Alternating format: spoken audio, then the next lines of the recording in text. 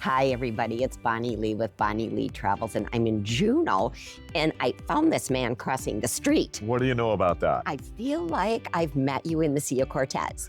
Imagine that. Yes. I was glad he sent me a text and said I now have a beard. Otherwise, I might not have recognized him. You know when I got this beard? It was when I was racing to Alaska on a catamaran, a motorless race from Seattle to Alaska. What? And the beard got so long on the time we were gone, my girlfriend said, Dan, you got to keep that beard. It looks really good. That's how I ended up with a beard. Well, that's a really good reason. You wouldn't want to be using a straight edge on a catamaran. No. No. And I'm going to tell you, this morning, Walt and I got up very early because you were on the safari endeavor. Just got off. And sailing in. So Walt and I were up at 5:45. Oh my gosh, that's where that picture came from. Yes, 5:45. When that ship came in, I'm going to tell you, that safari endeavor, she owns the harbor. Well, that's Captain Voss, though, too, Oh. I will say. It's magnificent. It's just a beautiful vessel. I was really glad I got up early and did that. And now I get an opportunity to kind of interview this guy. And I'm going to tell you, I just told him. So I knew I was going to talk to him. And I love his accomplishments, so I'm going to let him talk about that. How do you like that? I'm going to let him. I'm leading this conversation. Hello. But then I want to talk about the philosophy that you have and that UnCruise has. I grew up on a tugboat in Puget Sound, north of Seattle, about 30, 40 miles. My family had a tugboat. It made sense that I had all that sea time collected. You need 365 days minimum sea time. Then you have to sit for the exams and that kind of thing. When I was 18, I was fortunate enough, I think it was about 18 and 20 days when I sat for the license. Yes. 18 is a minimum age. Wow. And interesting though, that when my kids were 17, I said, don't follow your dad, follow your own passion. Yeah. However, you'd be crazy because you have all this sea time not to get your license at 18. True. And today my son is running a maritime academy in Seattle and my daughter's a captain for me. So there you go. So I just got to ask, what ship does your daughter captain? Our legacy vessel, in other words, the boat that's been with us the longest, the Safari Quest, which is our 22-passenger charter yacht. Oh, I love that. She was 16 when she first started working on that boat, and when she's worked on all our boats, but when it came time for her to jump up to captain, we had an opening on the boat that she loved and grew up with as a teenager. Perfect. And so yeah, she's been the captain of that boat for about 7 years. Oh, and now your son. So my son, Danny, he was the captain of the Wilderness Discoverer for a number of years, but he got married. I have a granddaughter in Seattle, which I'm going to see here shortly. And he runs the Seattle Maritime Academy these days. So now with UnCruise, you started at Safari, what was it called? Safari, what was the name of that company? Originally, we were Alaska Yacht Safaris. Oh, okay. In our first couple of years, and then we evolved, but eventually we switched to UnCruise Adventures in 2012. We had two brands and we brought them together. And small business person, I thought that I had the wherewithal to run two brands, and I learned that wasn't correct, that we need to be one brand. You need to be really big to have two brands. And you have won Magellan Awards. You have those industry accolades that are so well deserved. That's sweet, and thank you. Oh, you're welcome. And we've had our fair share, for sure. My office here in Juneau and my office in Seattle both have a lot. But the biggest reward is actually what just happened on the dock. What happened on the dock? I tell my crew, I say, the way we measure our success isn't on how many people rebook, isn't on what they say on their customer service cards. It isn't how many come back in 3 years. It's all about when they get off that boat and they're in tears and they're hugging the crew, they're hugging each other. It's about what's inside of us, because the type of travel we're doing isn't about checking the box necessarily. It's about what moves us as human beings. And Alaska is one of those places that has the ability to get in your heart and soul, but when you wrap the really close human experience, to me, that's where the rubber meets the road. My whole take from thinking of the Sea of Cortez and then thinking of this adventure ahead of me is how on an uncruise for me, every step I took, like on the land or on the ship, was an opportunity that you're connecting to Mother Nature, like that inner self. I love the fact that I now will be digital detoxing, and I am. These days we do have satellite on board, but it's very limited.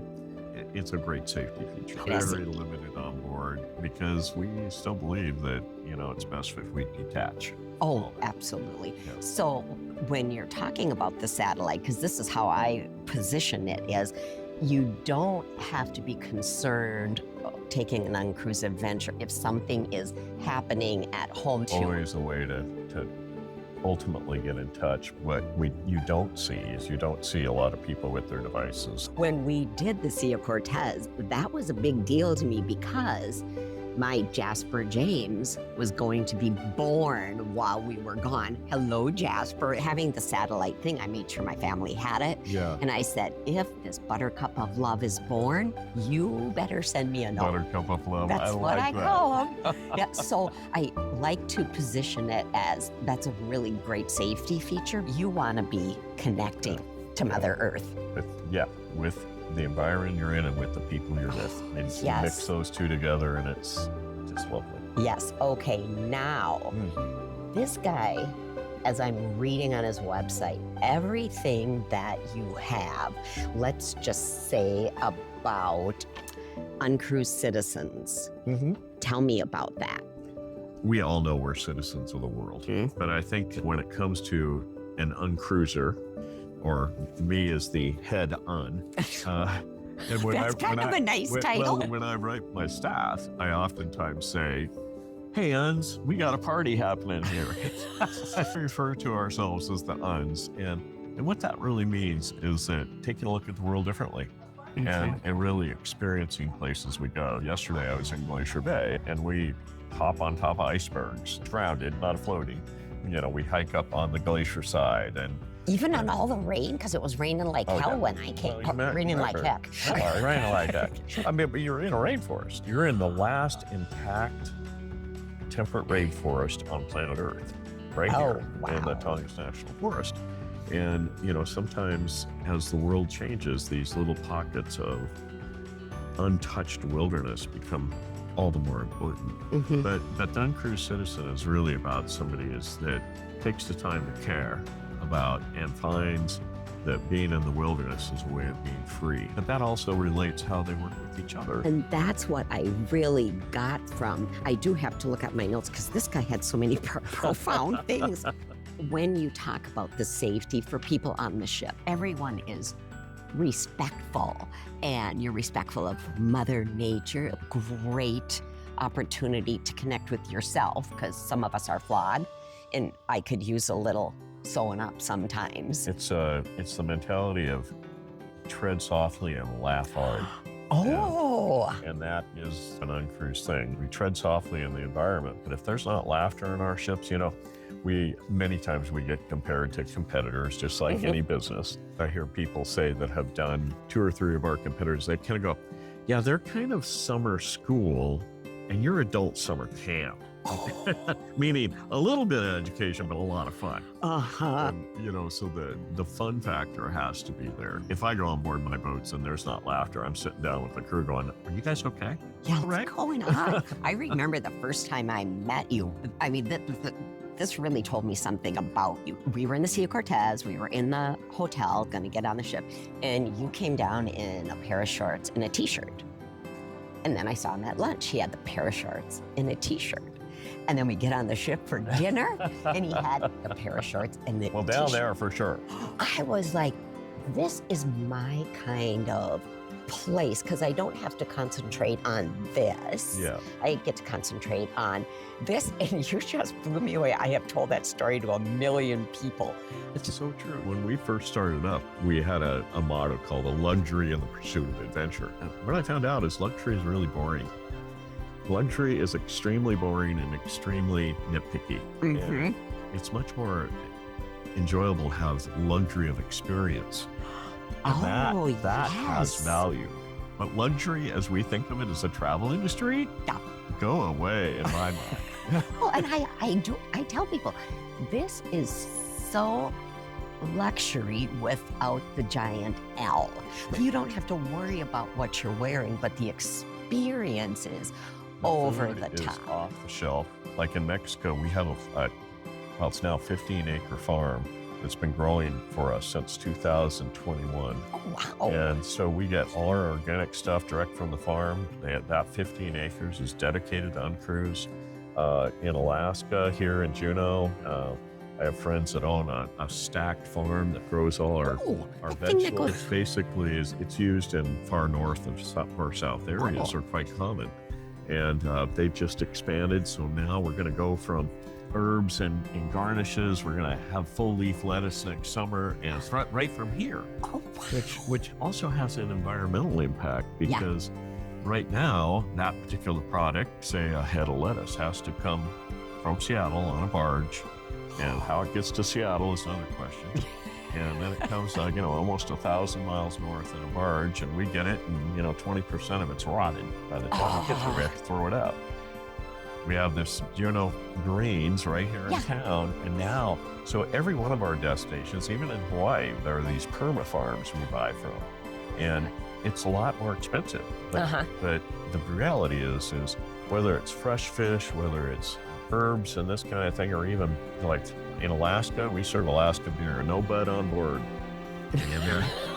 And I don't care. I like beer anyway. No bud on board. Isn't only good for the environment and good for our bodies, but it's good for the economy. Yeah. Because we're not buying stuff from far away as much as we can. Yeah, I think it's so interesting too that you all do Hawaii. A lot of people don't realize you do Hawaii. We've been in Hawaii since 2010, and the last 2 years we've been awarded the best cruise of any kind in Hawaii. And it's with all big multinational corps.